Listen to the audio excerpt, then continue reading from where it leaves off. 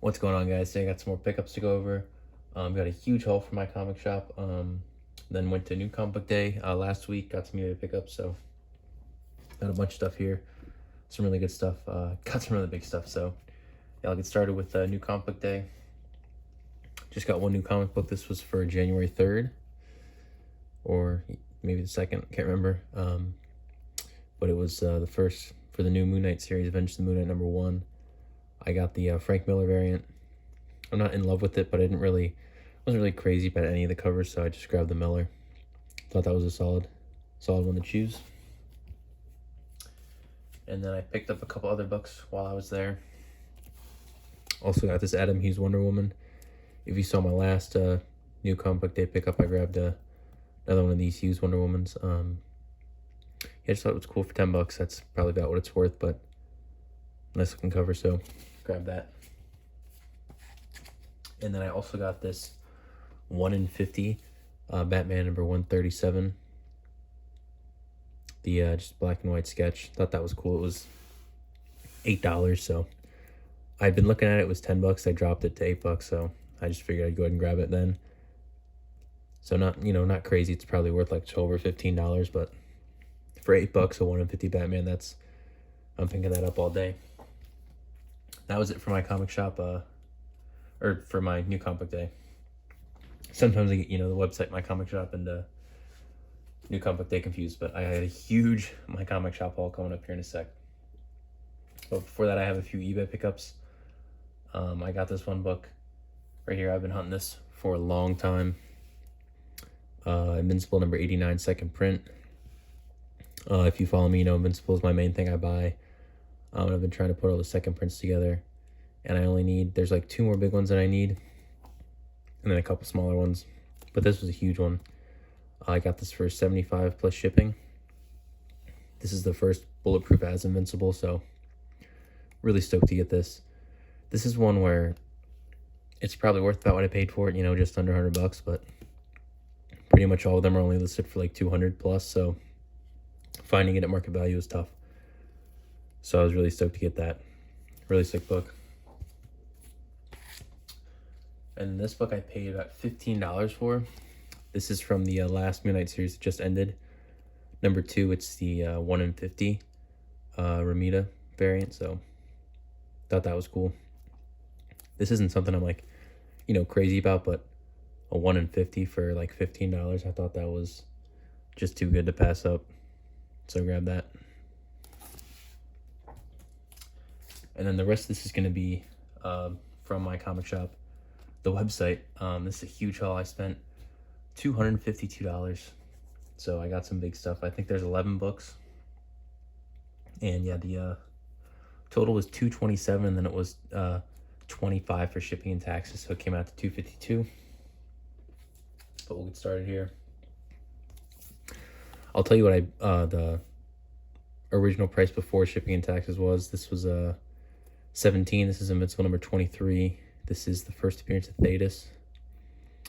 And I think it's also like the first time Alan has like his own story, which is pretty cool. They already made this episode, but this is a book I wanted. I like Thetis. He's a cool character. He's not huge, but he's pretty important, and he just came up in the show, so been wanting to get this one. $17 is about what it's worth, so that was cool. Just one I didn't have. And then I picked up another Invincible. This one was like $7 or $8.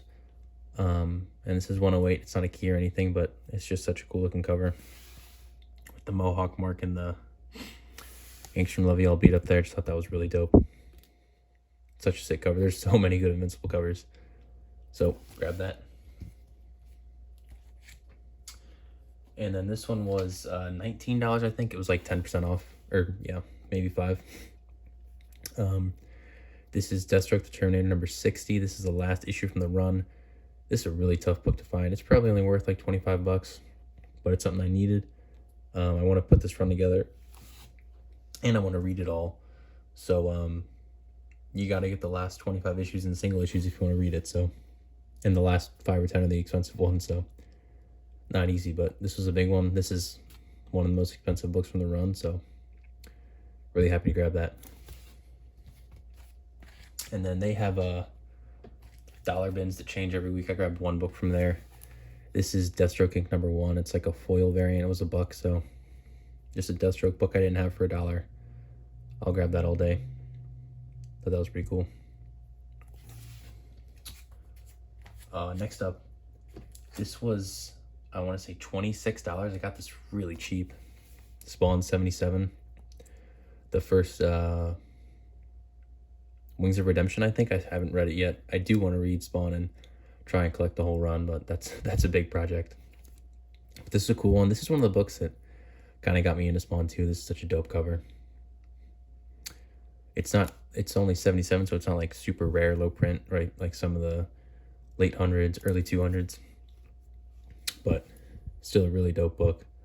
And for $26, that is a total steal on this. And it's pretty sharp too, so happy about that. This next one is the biggest book that I bought. This is something I've wanted for a while. This J. Scott Campbell cover, ASM 607. Such a nice looking black cat cover. It's been drying up. This one was $81, I think. It had been at $90 for a while, and then he dropped it to $81. So I decided I should get a big $250 cart, mainly because of this comic. It's pretty hard to find it, you know, at $100 or less if it's not like totally beat up. And this one's pretty clean too. I mean, there's some like really faint spine ticks, but it's in really good shape. So I was really happy about that. And I don't usually like spend too much time going over a book, but when it's something like this, when it's more modern, I like to make sure it's not too screwed up. So yeah, really excited about this. And then in that same kind of realm, I got this really rare book. Had this one kind of sitting in the cart for a while and finally pulled the trigger. This was $44. This is from the 2009 Power Girl series, #3. This is the 1 in 10 March variant.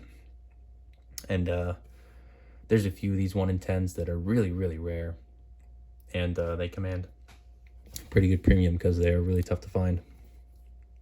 So I like this one. And like I said, there's he's got like 3, 4, 5, 6. They're all listed on there. So maybe hopefully every time I buy a card I can add one of these in there. But these are expensive books, so yeah, but this is a really cool book. Really excited to get this. Add to my Black Cat, my Power Girl collections. And then if you watched some of my past videos, you know that I started picking up some Adam Hughes. So I'm going to try and put together the Catwoman's and the Wonder Woman's for Adam Hughes. So grabbed a couple of those. Got 48 here. This one, I think they were $6.50 each. I got 2 of them, so I got 48. And then I also got number 60. So pretty stoked about those. Those are pretty good prices too. I mean, it's impossible to get pretty much any issue for less than $10 on eBay. So going through my comic shop at under $7 is a really good deal.